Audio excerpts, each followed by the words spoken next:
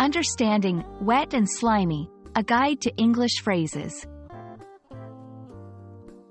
Hello, everyone. Today, we're diving into the fascinating world of English phrases.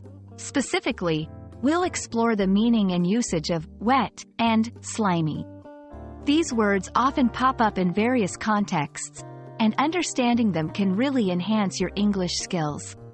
So, let's get started. Wet is an adjective describing something that is covered with or saturated in liquid, like water. It's a straightforward concept, but English speakers use it in diverse contexts. We'll look at examples like wet clothes or wet weather to understand how this word integrates into everyday language. Moving on, slimy is a bit more descriptive. It refers to something that is slick, slippery, and often a bit gooey. Think of the feeling of touching a fish or algae. Slimy can also have a negative connotation, sometimes used metaphorically to describe a person who is untrustworthy or insincere.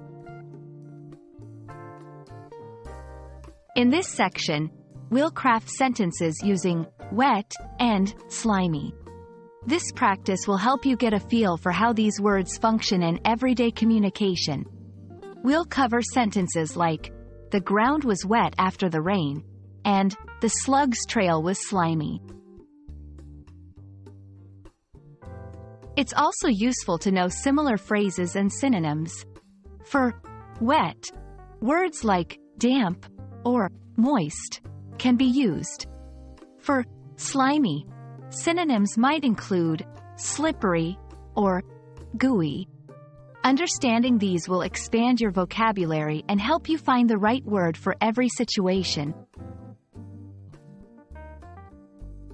English learners sometimes mix up these adjectives or use them in the wrong context.